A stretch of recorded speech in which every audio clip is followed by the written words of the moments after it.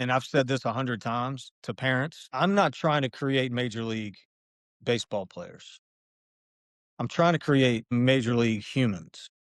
So the skills that you're talking about on dealing with those feelings and understanding what they are and how to work through them and use them as a positive rather than a negative are skills that transition in every aspect of their lives because the game ends one day. And I watch all of my peers really struggle on like what's next.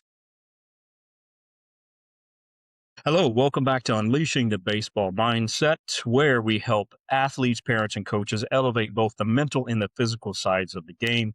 Today's guest played nearly a decade in the major leagues, competed in some of the most intensive environments in the game, and won back to back world championships with two different teams, which has really only happened a handful of times. So that's a pretty amazing feat. We're excited to discuss the mindset required to reach the big leagues and stay there and contribute to winning teams. So, Ryan, very happy to have you here. Anything you want to add to that? No, I appreciate you guys having me, Doc. This is awesome, and be able to chop it up a little bit with my old buddy, Coach Dylan. I'm going to start calling you Coach Dylan too, by the way, because that's your name up there. So yeah, no, I'm excited to be here. Thank you, guys.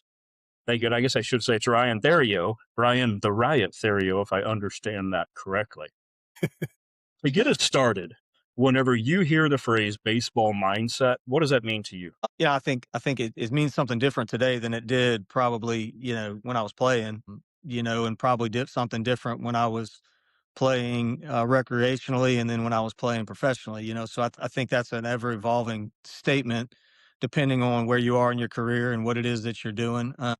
The baseball mindset to me would mean you know being able to deal with failure, learn from failure, and get up off the mat, I guess, to a certain degree. I like that. And two of the things that you mentioned there, the learning from failure, it's obviously a huge thing that we try to talk about because the word failure has such a negative connotation. And Dylan and I have talked quite a bit how I would like to just replace that word and instead of it being failure, being feedback and Mhm. understanding that mistakes, errors, failure, they give you something to work on. And it's really a very constructive thing. And then really trying to change that mindset to where the failures or the things that don't go our way, that's constructive feedback. And so, thank goodness we get it. If we always did things the way we think they should go, then we'd plateau very, very quickly because there wouldn't be anything to help drive us forward. And the mention about getting back up off the mat, that those two things they're aligned directly with grit, which is something we talk about quite a bit and something I've focused some of my research on. Yeah, before we started this thing, I was having a conversation with a buddy. LSU traveled over to UL yesterday. Dylan, you'll like this. And UL spanked them. And LSU's number two team in the country, and UL is not the number two team in the country. And my comment was, it's a good thing. Like, this is actually good. You don't want to win every game, like it's going to be difficult to win the College World Series. And so I'm going to see Jay here after this podcast, the coach at LSU. And I would not be shocked if, I'm not going to say he orchestrated the loss and tried to lose the game, but I wouldn't be shocked if he had that same feeling like, yeah, good. We needed that. We didn't want to continue to win. So yeah, to your point, it's all part of the plan, man. It's very important in the development. Dylan? Ryan, would you say that this whole like stretch of so many games and little amount of days, like I think, Yeah. like let's say 7 and 8 days and then like 6 and 7 days, this stretch of so many games in a short period of time was orchestrated by him? Cause I know I saw the interview yesterday or the day before where he talked about, well, maybe that's on me, right? Maybe I shouldn't have planned this many games and such little amount of days. But do you think he orchestrated that on purpose? I Yeah, I mean, mean, in Omaha, listen, in Omaha, that's how it works. I right. mean, that's how it plays out. I mean, you're going to be forced to play that many games in a short amount of time. And then look, the pro side of me, the professional baseball player in me is going to say, suck it up. Like, we Yeah, literally played. I mean, we played every day. We might have had right. 2 off days a month, so you can't play back to back days, then grow up. You're playing the wrong sport. But yeah, I mean, to your point, 100%. Jay Jay knows how to win in Omaha. I think that's pretty apparent and obvious. And so yeah, man, he's getting these guys accustomed to this and getting them ready, to be able to perform when you're not at your best or feeling your best. Yeah, I think a lot of like the naysayers are saying how stupid it is or whatever in the beginning of the season, but I think that was purposely done in the beginning of the season. There's this idea in education that some countries, perhaps, let's say it's math, whenever they're working on a math problem, sometimes the teachers will give the students the wrong answer. And people think, well, that's crazy. But the reason they do that is because they want the student to go back and focus on working through the formulas, working through the process. And they want the student to come up and tell them, like, hey, this is right. This is the work that I've done. Where a lot of times in American education, we focus much more on getting kids the right answer. And I think it aligns directly with what you're talking about there. If it was orchestrated for them to lose, like that directly aligns with encouraging them to go back to that process, go back to the fundamentals and really focus on that. So that would be interesting if that indeed was the case. Absolutely. I agree. When you look back on your career, what mental trait helped you survive the ups and downs? Man, Dylan can attest to this. I don't know that it's a mental trait, but I mean, it's definitely a character trait. I feel like I always kind of had something to prove, like a chip on my shoulder. I played with guys that were older than me from a very early age. My older brother Wes is 5 years older. And so, although we never played on the same team, we played in the backyard, together. And there was always a gap of, maybe 2 or 3 years where I would be one of the younger guys there. And so, in order to compete with the kids that have gone through puberty and you haven't, I mean, you have to play with your hair on fire. Man, just carrying that mindset of just belonging, it really did propel me and catapult me. And truthfully, I think I kind of had that throughout my career. There really was never a time I think I was able to let my foot off the gas in that regard. And then once you approach the game that way, I mean, that just becomes the way you play. That's just who you are, right? But I think it stemmed from just playing with older kids. Are you the youngest or where do you fall in the birth order of everybody? No, I'm in the middle, which makes a lot of sense. In the middle? Okay. Middle kids are the best. Just ask my middle daughter.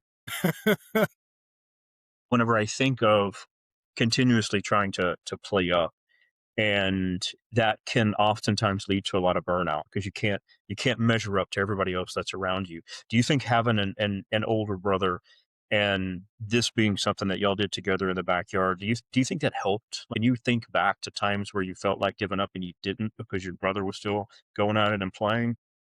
Yeah, I think those feelings breed other feelings too. You want your brother to like you. You want the older kids to like you and you want to be accepted. That's just how we are, right? So because of that, if baseball was the way I could bridge that gap, then shoot, man, I'm gonna do that. And fortunately, I was blessed with the ability to be able to compete and hang in there with him at least until we all caught up physically. But you mentioned burnout. I mean, I think it's a term that's used a lot, kind of in the wrong context. I wouldn't say that the burnout is the issue because not everybody is built to play for a long time. The truth is, there's just a select few folks that are able to do that. I think the bigger question is with the amount of teams and availability, I think it creates a false sense of belonging in a lot of regard. I think that when Dylan and I don't think I know, when Dylan and I were playing here in Baton Rouge, you had two teams at every age group, maybe. Um, and that was it. The kids that really had to commit and work tooth and nail to get on the field chose to do something else. You know what I mean? Because it was just there wasn't enough roster spots. So the whole burnout thing never really happened back then because you would just go play another sport.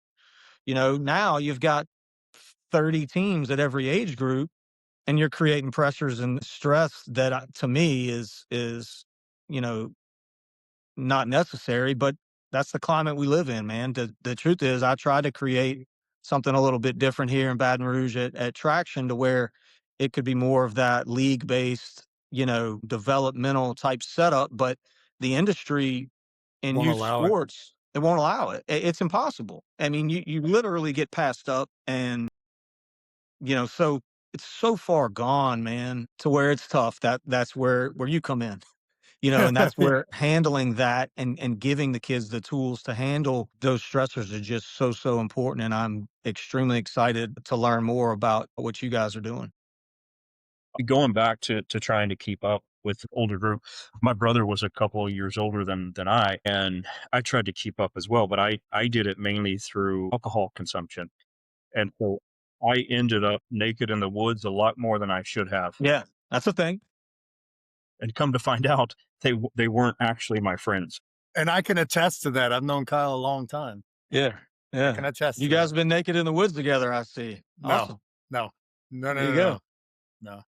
But we've talked about that quite a bit on this show too. If a kid doesn't like where he is, he can very easily blame the coach, blame whatever, blame this, and then go find another team. Post a bunch of crap on Facebook, and like you're saying, they can keep doing that. That eventually reaches a point where they, maybe like you said, might call it burnout. Eventually reaches a point where they realize maybe they're not that good, or they just don't want to play Yeah, anymore. Well, look, and that's a culture that has found its way into college sports as well. I mean, this is an accepted thing now. And being in the business world and with what we're doing now, I'll tell you, man, the kids that don't do that, the ones that have some stick to itiveness, that appreciate the grind, and you guys mentioned grit, but that have that, are the most dangerous employees out there. I mean, those are the ones that I headhunt every day. And it's not the kids either, always. I would say more times than not, it's the parents. It's the parents posting the stuff on Facebook, or the ones that, I coached high school baseball with my brother Wes for a few years. And I can tell you, with certainty that the kids were never the problem.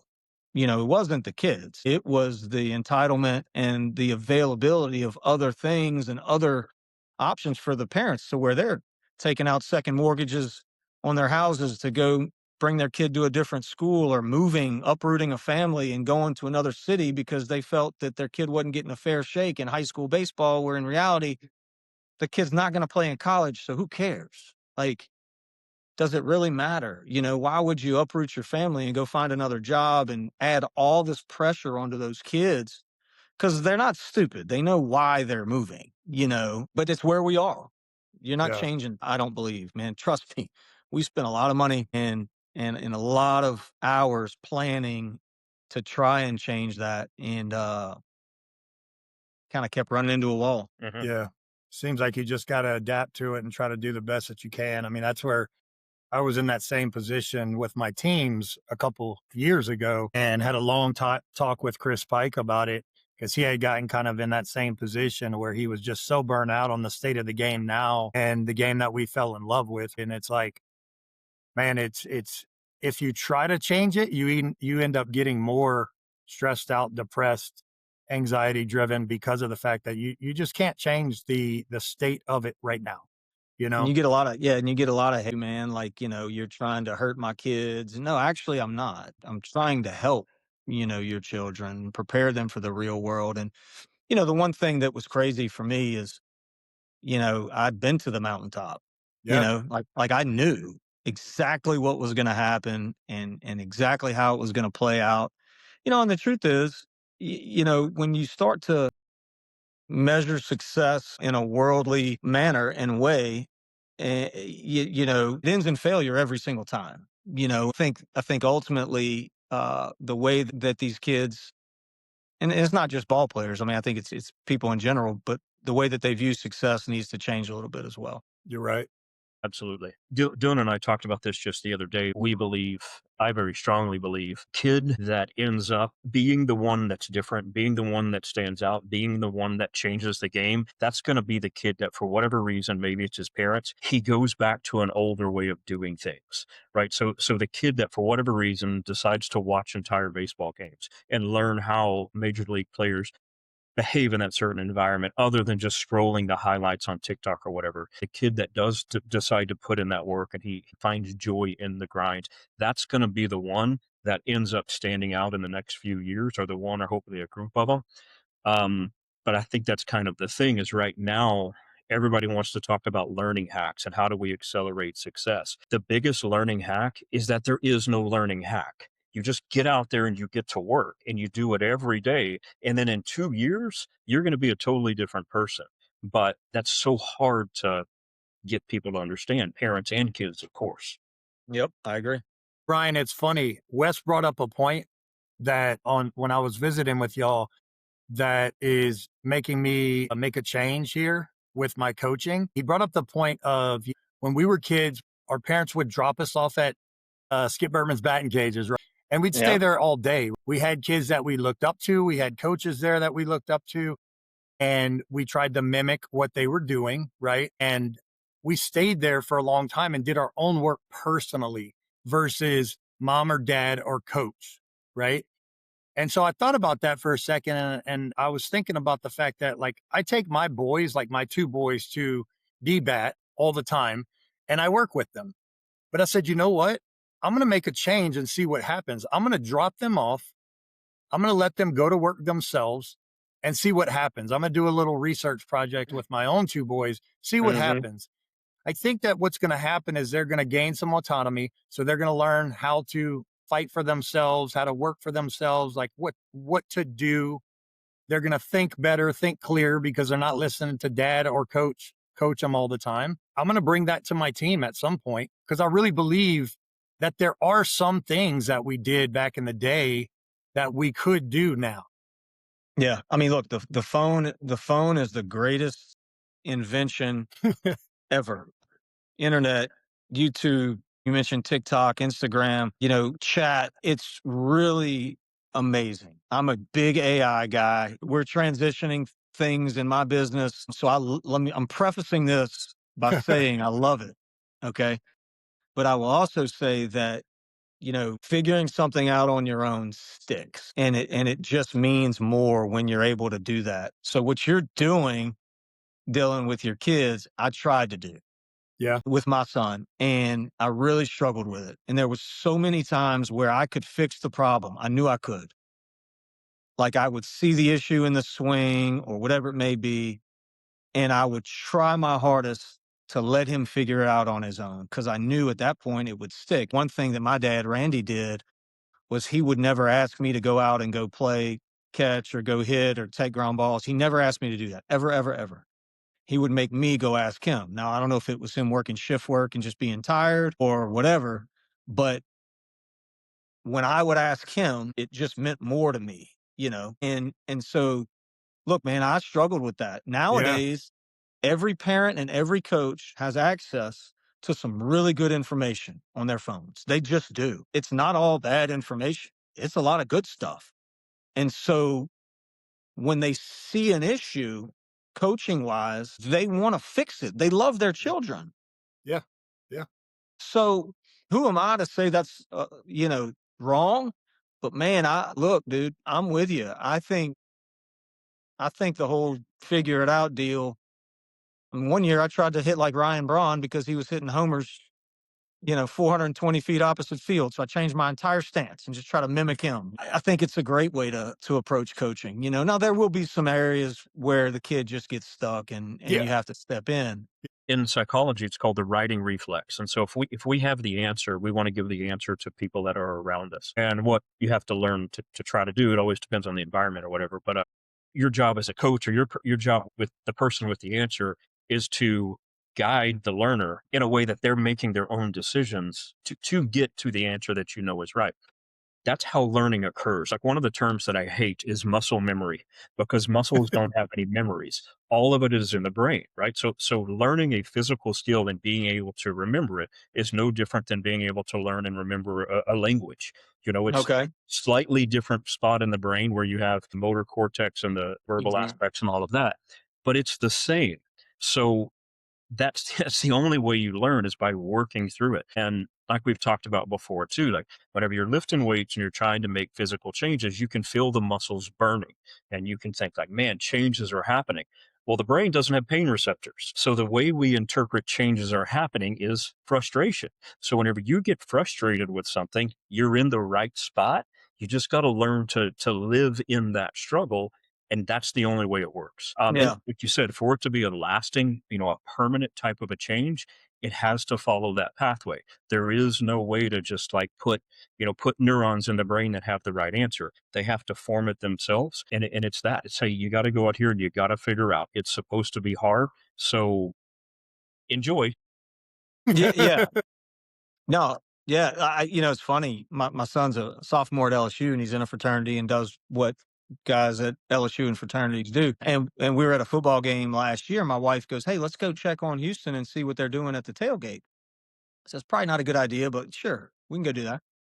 And so we stood away, so he wouldn't see us, obviously. And he was not in a good spot, which I knew. It was 100 degrees and later in the day, and the next day, I told him, I said, "Bro, I literally gave you the answers to the test. I told you, Friday, go get an IV, drink plenty of water, whatever you got to do.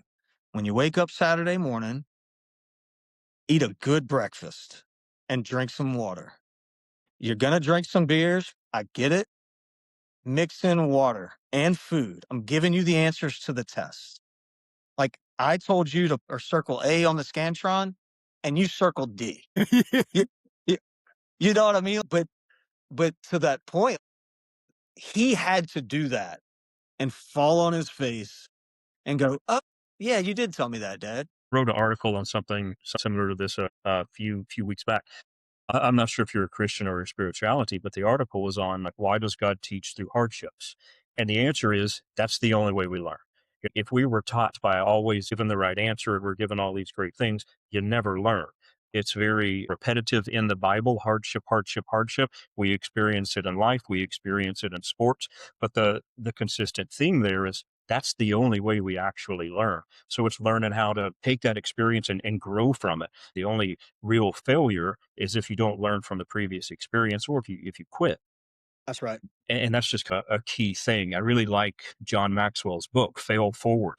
He says Mhm. fail often and fail forward. And that's going to be one of the quickest ways to success and just getting used to it. Like, hey, failure's not that bad. Not necessarily like you're saying with the tailgating and some of that stuff there. Hopefully it'll make better. Not everybody We has don't to. want to keep failing forward on that one. He's look, you could look at it two ways. He's either really, really winning or he's really, really failing. I don't know. That's true. Hey, let's talk a little bit about your college career, if you don't mind. So at LSU, it's a really high level. It can be a really intense environment. And whenever you got into that, what were the expectations around preparation and accountability? I expected to step onto campus and to play day one. And LSU was coming off of a couple of national champions. They actually should have won 3 in a row. They had a 1 year in the middle that they didn't win, but so from an expectation standpoint, personally, I had already made that up in my mind. Like, I'm gonna go and I'm gonna play. The preparation side was a little different because the fall season was like nothing I'd ever done before. I was a multi-sport athlete, so I didn't play baseball throughout the year ever. And so it was a pretty neat deal from a developmental standpoint. I really saw my game jump to another level because now I was committing all the hours that I committed on the basketball court were now committed to the baseball field. So I saw a pretty significant jump from 18 to 19, just as far as ability goes when understanding the game. But the truth is, the environment did change. There was more people in the stands. The games meant a little bit more, but the only reason they meant more really is because I cared so much about where I was. I didn't grow up as a kid dreaming to play in the big leagues. I grew up as a kid dreaming to play for the Tigers. That was my major leagues, and it wasn't until junior year that I even thought about pro ball, truthfully. We were trying to win the College World Series. And so it was a welcome change for sure. Boy, it was a good time. I mean, if I could put on another uniform, that's the one I would put on for sure. And what was expected of you as you started? What did the team and the coaches expect? I don't think a whole lot because I started the year hitting like eighth or ninth. Well, I think they expected me to, catch the balls that were hit to me and to give them good at bats. I think that's probably it. I don't think there was a whole lot of, true production, putting up a whole lot of numbers. I think they were surprised probably at the year that I had my freshman year to a certain degree. I was a recruited athlete for sure, but it wasn't like, a 25 top 15 recruit coming out of school. I mean, there was definitely infielders that were higher recruits than I was. The first game of my freshman year, I was starting at second base against the University of Texas with Kurt Ainsworth on the mound. And the cool thing is, there was a lot of familiar faces on that team. I'd known Kurt my whole life, and so I knew a lot of the people. So there was a comfortability there for me, and I felt like I belonged. Probably the bigger one, which we'll touch on in a little while, would be that transition from college to pro. When you were in college, I'm sure there were some high pressure moments. And can you think of how you handled that at the college level? Man, it was still a whole lot of fun in college. Yeah, there was pressure packed moments, but I welcomed it. Like it was like, let's go. I wanted it. Like I wanted the at bat in the ninth inning, like I wanted the ball hit to me when the game was on the line. So pressure at that point in my career, I wanted to be the guy at bat when the game was on the line. Kyle, I can say this about Ryan, knowing him growing up, is he's very much of like a Brock style, just smooth, not really ever letting anything get to him, at least from what he showed. So I would imagine he trained that at an early age, just not knowing he was training that. And it could go back to playing with his brother, Sure, playing 100%. with the It older does. guys, right? Something you see that comes up a lot in high level performers is they feel the pressure, obviously, but it's where they feel the most comfortable. I've heard a track athlete, an Olympian, say that. Of course, I was nervous, but whenever I'm nervous, that's when I perform the best. So it's using the pressure the way pressure should be used, and that's to drive that next level of performance. And there's a lot of controlling your mindset and that internal dialogue to do that. But it kind of sounds like that with you, to where maybe that's where you feel like you performed best. Those high pressure moments, a lot of times we can label it as anxiety if we think there's going to be a negative outcome, or we can label it as excitement if we think there's going to be a positive outcome. So it seems like you're maybe better at just labeling it as excitement, at least at the college level.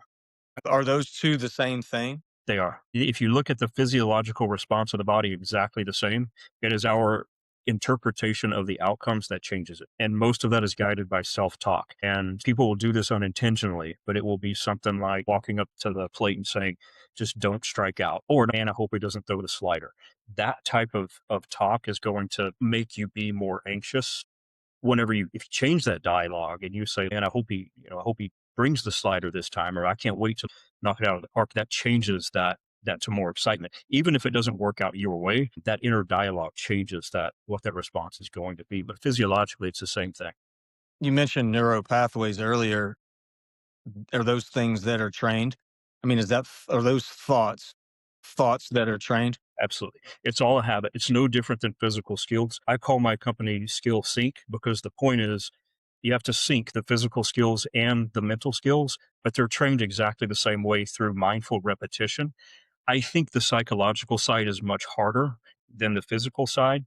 Not to take anything away from the difficulty of the physical side, but we live in a negative world. You can't turn the news on anymore. You can't open up Facebook. It's really, really hard to walk around and always be thinking positive or be looking for that next opportunity. So I think that psychological side is much harder to train, but it's the same. It's mindful repetition builds a habit. So it becomes much easier to get into that positive side than the negative. I love that. Awesome. I think, Kyle, the big difference is like you look at people from back when we played, it was trained subconscious. We didn't know we were training that. And now they have to consciously train that. That's the big difference now is we're having to teach them these training methods versus back when we were growing up. It just came natural because we were training in it every single day. Yeah, the environment plays a really big part in that. And things were just different growing up in the 80s. You didn't have the same stuff, so it was much easier. Think of the bullying that occurs in schools. I was a little fat kid, so I was bullied. As soon as Dylan, don't laugh at me. Either now, easy. As soon as I got off the school bus, that was over. There was no more bullying. I could go hang out with my rodeo buddies. They never made fun of me. I could just do whatever. So it was a short window of time where life sucked and everything else was okay. But now that type of stuff never stops for kids. And it's the same thing with this is like, just like Dylan's saying, you do have to start early. Maybe you're starting as early as 5 or 6 of just teaching kids how to communicate their feelings to their coaches and to their parents because it's much more prominent now than it was, growing up 40 years ago. Yeah, we used to go home and watch the Wonder Years. Now you throw on Fox News and like what are we doing?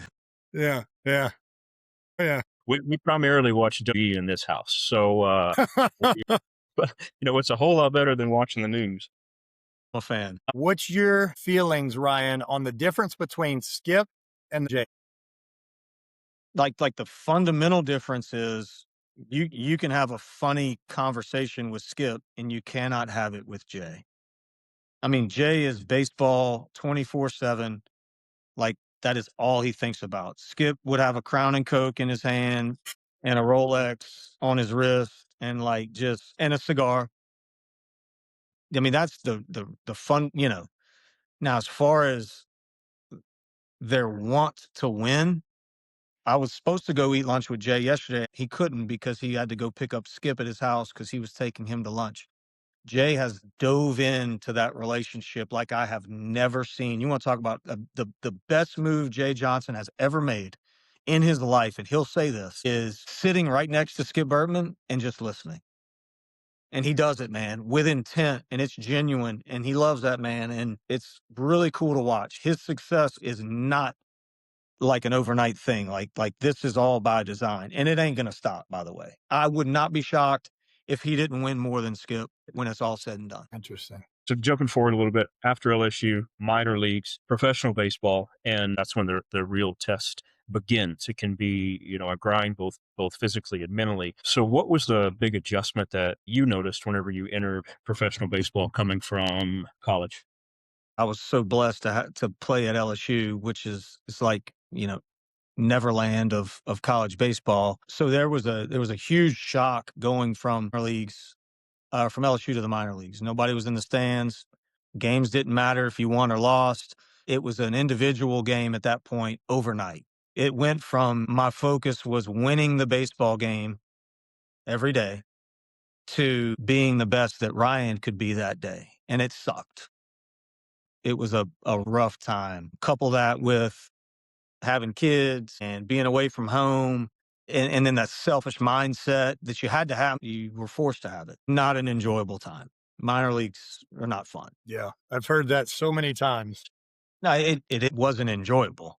You know, you put your team-based mindset aside and it goes to a personal mindset and a selfish mindset is not good. It's something that I try to communicate with my employees and my partners right now. If we're doing this for ourselves, at some point it's not gonna work out. You're gonna let yourself down. If your identity is baseball and that's who you are and that's what you do, flash, the game forgets you.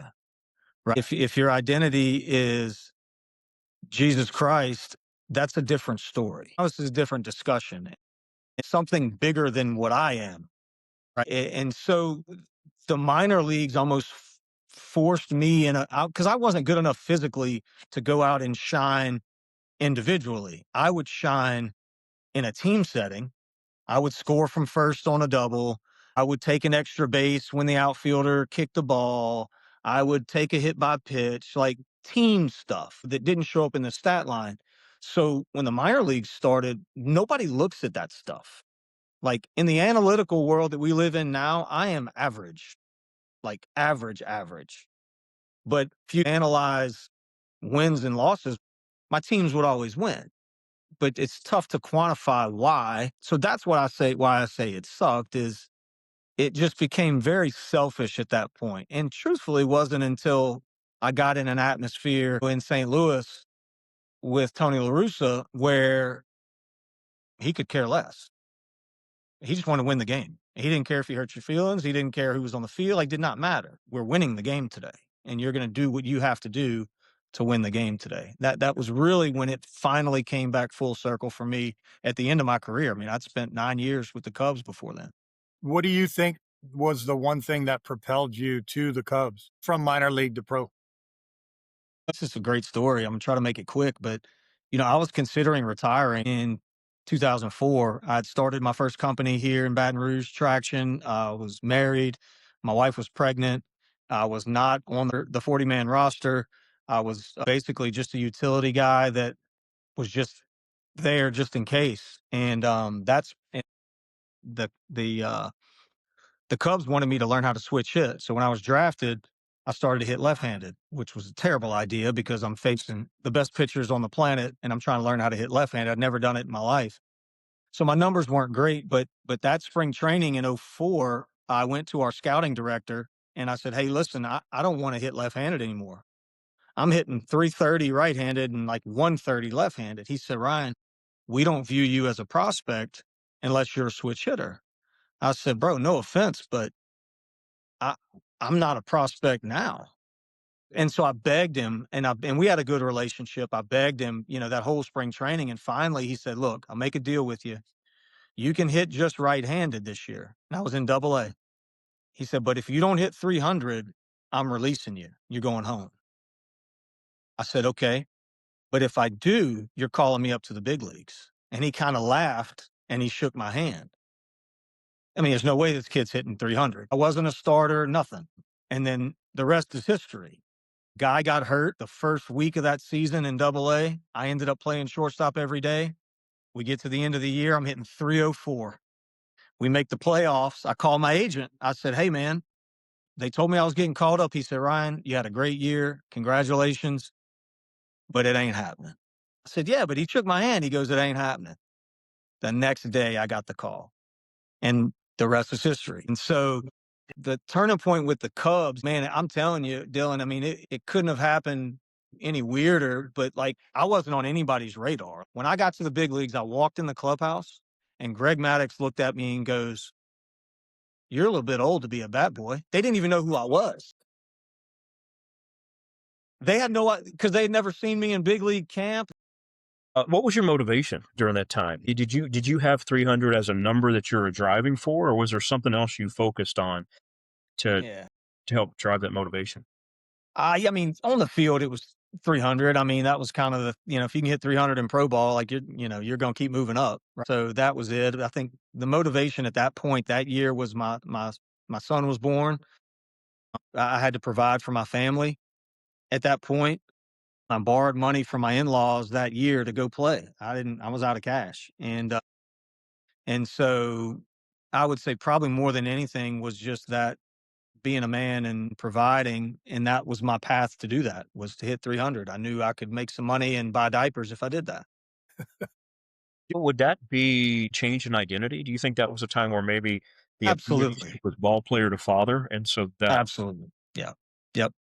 Yep. That's a great way of putting it for sure. thinking about some of the younger players that you work with now, whether it's at LSU or wherever, do you ever talk to them about identity, and what does that conversation look like? Yeah.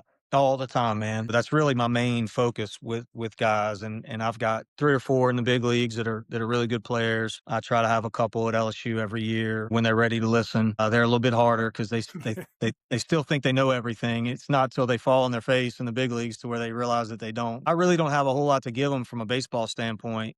Honestly, they're just so much more prepared than we were. They have so much more knowledge, but what they lack is that, how to be a pro, how to handle the things that we're talking about. What changes mentally for me when all I've wanted to do my entire life was be able to hit the curveball up the middle, but now I've got a little one at home, and how do I deal with those stressors and pressure? How do you deal with arbitration? Free agency. Where is your identity? Like you said earlier, who are you as a person? And does the 0 for 5 really matter at the end of the day? Because it had to matter for me. I wasn't good enough for it not to. But some guys are just blessed talent wise where they could go 0 for 5 and then go 5 for 5 the next day with 3 homers. For me, I had to really take all that stuff personally, and I did. But my message right now to these guys, and I'm getting better at the delivery and kind of understanding when I can dive in and when I can't, because there's a trust piece there that they have to give you. But it's just that it's really just talking them through what's getting ready to come, letting them know that the feelings that they have, it's okay. Like, it's normal. This is part of life. There's nothing wrong with you. It's just things are changing now. And so when you've never had that discussion or felt that way, I mean, there were times in Chicago where I would question, like, why do I feel the way I feel right now? Well, it's because you got 3 kids under the age of 5. You're on every bus stop and billboard in Chicago. You're the starting shortstop for the Cubs, and you're the leadoff batter. And so, yeah, there's pressure and stress. And that's why I asked you about the anxiety. Had somebody told me then, no, no, no, don't, nobody said that then, so 2 points. I think relaying the message is very important, obviously. But I think who that message comes from is also extremely important, because when I deliver it to a fellow major leaguer, they know, they can see it in my eyes and hear it in my voice that I've been down that path. I know what this feels like. And here I am today, and I get the question a lot, what would you have done different? And there's a lot of things I would have done different. I made, my success, everything was about Ryan. That was my problem. But it's also what I think drove me. So a healthy balance of having something greater than me or bigger than me in my life on a daily basis, I would have benefited tremendously. And I wasn't a heathen by any means. I'm just saying I needed somebody to tell me that had been through that. So that's what I'm trying to do today, is just say, guys, like, it may not work for you, but this is what I would have done. So you see all these sports psychs at LSU and in the pros, I'm Yeah. sure they got sports psychs and therapy all over the place, right? But it's not getting through. Would you say that's the reason it's not getting through, because it's not coming from somebody that they trust and believe in? You've got 2 boys, right? You teach Yep. them how to hit, correct? Yep. I've got almost 1,000 hits in the big leagues. I can tell your 2 boys the exact same thing you're saying, and they're going to listen to me and they're not going to listen to you. Right. Right. To answer your question, yeah, man. I mean, is that a scalable? Doc and I talked about it a little bit yesterday. Is that scalable? Man, I don't know. That Yeah. that's a that's a Right. that's a It's yeah, tough. that's a tough question to answer. But I'll tell you this: I've kind of made it my mission, to try my best to, at least the ones that I can touch Yeah. and talk to. Yeah. Dylan and I's mission is, the other end of the spectrum. If we can start getting these ideas into the players' heads when they're really young, and logically, there's a lot of things they're not going to understand. They're not going to be able to make the connections. But again, it's that repetition. They're hearing it, as a 10-year-old and a 12-year-old. Whenever they get to high school, I put together this mental performance map. By the time they get to high school, if you work through these programs, they're going to have such a better handle on some of that stuff. They're still going to have the emotions because they're supposed to, especially when they're going through puberty. It's not like we're trying to downplay those emotions, just getting them to understand it. But then hopefully whenever they do get in those moments, they will have somebody like you to lean on, but then they'll also have their training that they grew up with to where they can use that as a guide. And I've said this 100 times to parents. I'm not trying to create major league baseball players. Yeah. I'm trying to create major league humans. So the skills that you're talking about on dealing with those feelings and understanding what they are and how to work through them and use them as a positive rather than a negative are skills that transition in every aspect of their lives, because the game ends one day. Yeah. And I watch all of my peers really struggle on, like, what's next. Yeah. Not to the point to where they're planning everything and it's got to follow this deal, but those skills, can, because to get to the minor leagues, you have to be an exceptional high level achiever. To play college baseball, you have to be high level. Well, theoretically, that should translate into other areas of your lives, but it doesn't. You see more struggle than have success. And what you guys are focusing on is going to give these kids the tools to have success off the field more than it will on the field. I promise you, y'all are going to look up in 5 or 10 years and go, man, our guys stink at baseball, but they are awesome at life. They are killing it. And dude, what a great feeling. Like, Yeah. I mean, that's awesome, man. Kudos to you guys. I love it. Well, thank you. Let's talk a little bit about the World Series championships. And you mentioned that you had some struggles with the Cubs, or at least that's the way I understood it. Fast forward a little bit, and you have two back-to-back World Series. What was different about those teams? Is there something different in the team dynamic or the culture, or did things just connect there differently than they had before? Probably my superpower in business right now, I believe, has always been kind of setting that team up with the right personalities, creating the right culture, everybody pulling the rope in the right direction. You've heard the cliches, but that's what happened on those teams. You had super high power leadership at the top from an ownership standpoint. You had a manager on each one of those teams that were just exceptional people, and then you had a group of guys that understood the assignment. The worst thing for a team is to have, we used to call them clubhouse lawyers, but have, two or three guys in a corner and then two or three guys in this corner, and it just never breeds success. Same thing in business, so that was one difference, obviously. And every team in Chicago wasn't like that. I'm not saying it was all bad. It was not. We had some really, really good teams with some awesome dudes. And very good friends of mine to this day. But the fundamental difference was this: in St. Louis and in San Francisco, from the beginning of spring training, the very first day, we talked about winning the World Series. That's it.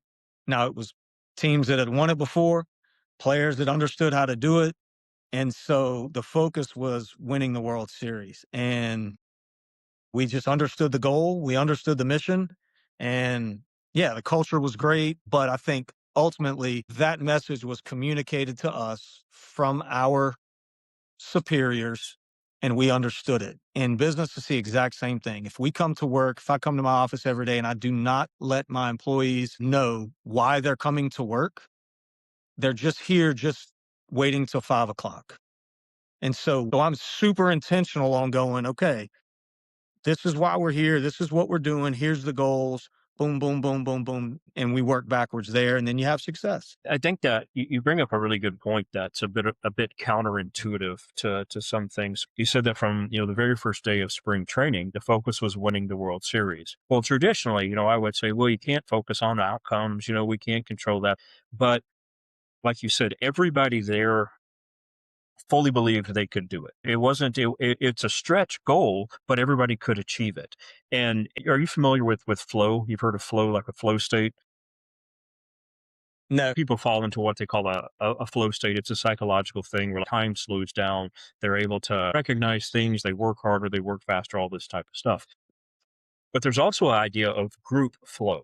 And this is where, on a subconscious level, the team just sinks. They talk about it a lot in high performing environments, such as the Navy SEALs. There's a group flow to where one guy knows what the other guy's thinking before he's ever really even thinking it. And I Mhm. think you get that goal. Everybody's capable of it, right? The team's done it before, the franchise has, and they just kind of fall into this group flow. To where they're just, guys are just synchronized. They know the next move before the other guy knows it. And I think a lot of that happens on a lot of those world championship teams. Maybe it's not recognized, but it's that teamwork and connection and Yeah. culture. Well, and look, I'll say this too. There's the game of baseball, and this is why we're here. But the game itself is so fragile. I mean, as you guys know, there's 100 different things that we could point to that caused a win or a loss. The catcher didn't block a ball up in the second inning, therefore a guy went from second to third. The sac fly scored the run. We lost 2-1. Well, whatever. That happens throughout a game. When you make the decision to only think about winning a world championship, there's a million little decisions throughout that season that could go one way or the other, whether it be extra reps in the batting cage, going home a little early one night when you're out partying. Like if you've identified that goal, the fact that the end goal is so hard to attain and so fragile, it makes it a little bit easier. If we haven't ever identified that, and we don't know that I want to be a $500 million a year company. Okay. That's my goal. If I don't if I don't identify that, and if my team doesn't make every decision to achieve that, I mean, there's things that they could do that wouldn't necessarily hurt the company, but it just wouldn't help us get to 500 million. You didn't get the bunt down. Okay, we didn't lose the game, but now in the playoffs, you're not going to be able to get the bunt down because you couldn't get it down in the second game of the season. And so that's where I think identifying goals and setting goals and everybody understanding what it's going to take to achieve those goals, I'm extremely intentional and I really believe in that. Now, it does take the flow that you're talking about. You have to have that for sure. But I think it starts with understanding the mission and then understanding the sacrifices that it's going to take to achieve it. And if we're all good with it, then let's go do it. If little Johnny's not good with it, then he's going to have to go find another team. I fully support that idea on the goal setting too. I have a whole goal setting process where it takes some time to work through the goals because it should, because you're working through the different things that could go right or could go wrong, or whatever the case may be.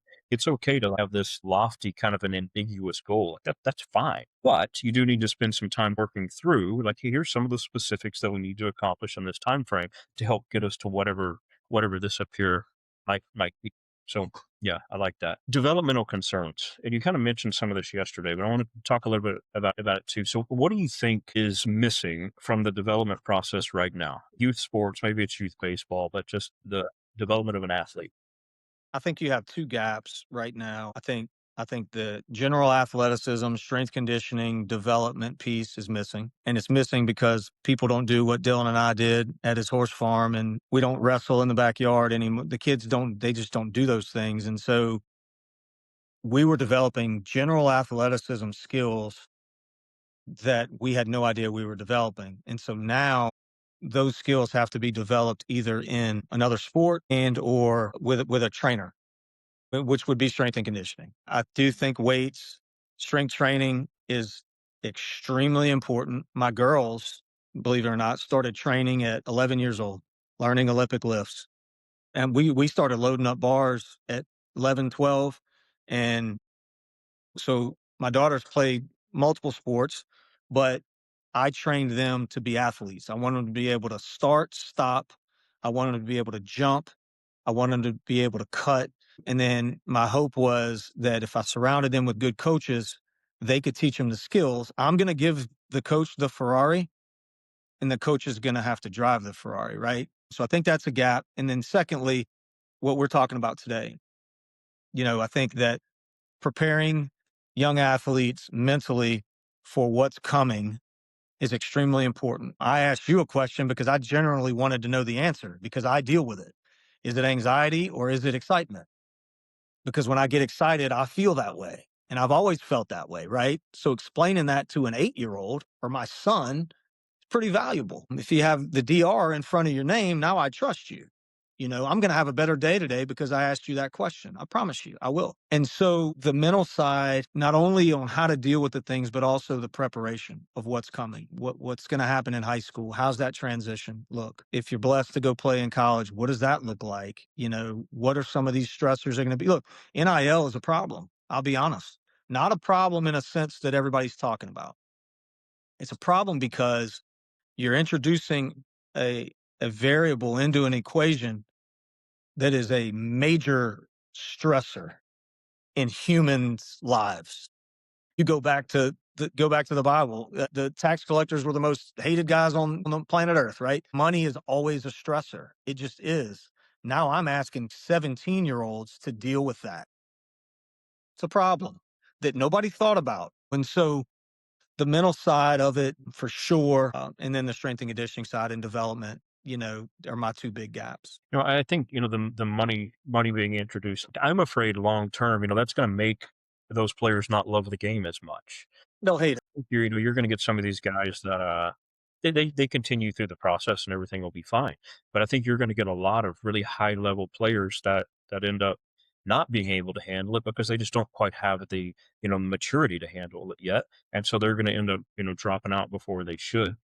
So I'm with you on that part about the money introducing a variable that's a bit uncontrolled at times. Yep. Yeah. Yep.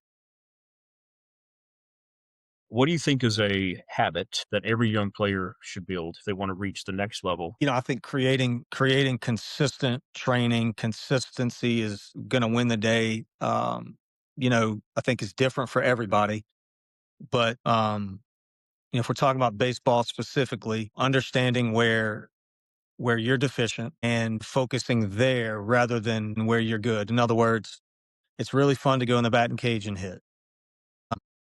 It's an enjoyable thing, but if you can't catch a backhand ground ball, you can't continue to play. So a habit that I would encourage young players, really any player to develop would be that consistency, being able to self-evaluate and be honest with yourself after every game. Look in the mirror. What did you do good? What did you do bad? And how can you improve? Yeah, that's great. Something we talk about quite a bit. Different types of practice. And the gold standard is what they call deliberate practice. And a key thing there is pushing out of the comfort zone. If you go to practice every time and you love it, it's fun, then you're probably not practicing hard enough. So you need to go to practice. You need to be pushing yourself outside of that zone to where you are failing at least half the time in practice, trying new things, learning new things. And it's hard to do that. A lot of times we use comfort or we use the practice to make ourselves feel better. You're right. It's hard for coaches to do that too.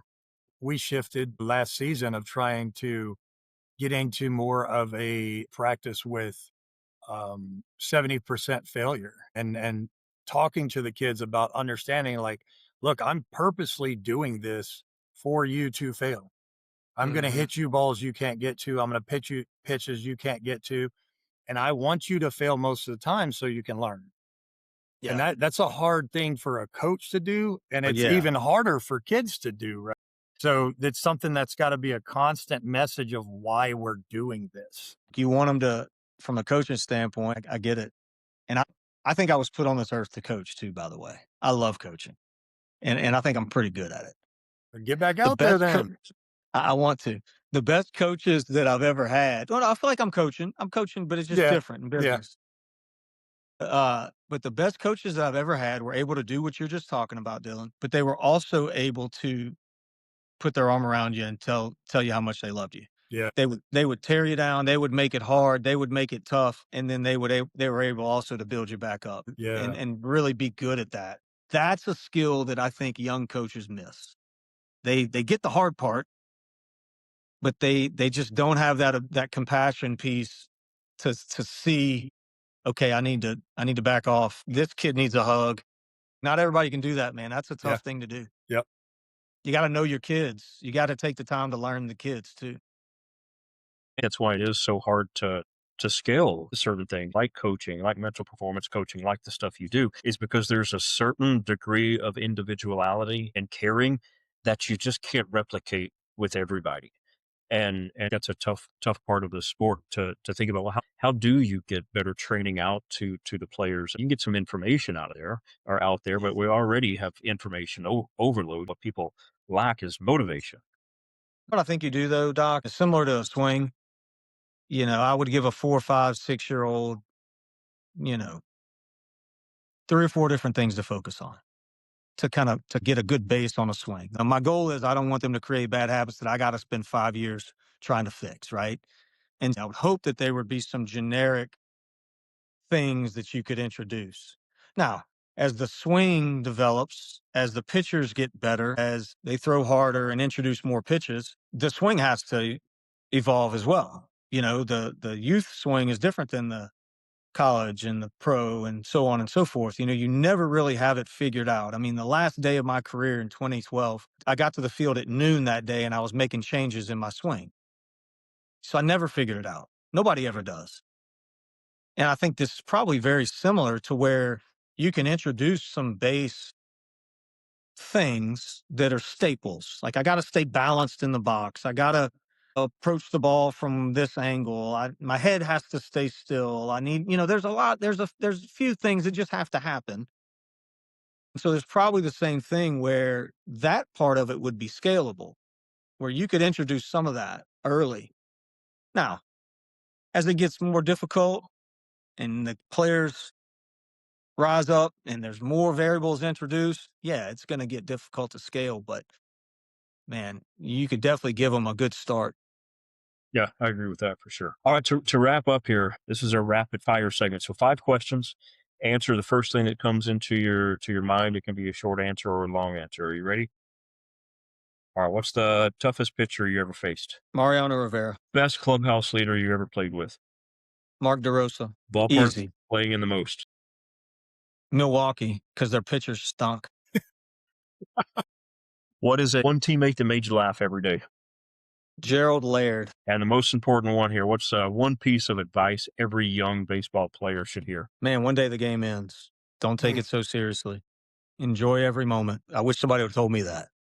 Ryan, thank you so much for joining us. It was a pleasure getting to learn a little bit more about you and things that you're doing right now for young athletes. So it's great to have like somebody like you that wants to help out and is doing what he can. So thank you so much for your time.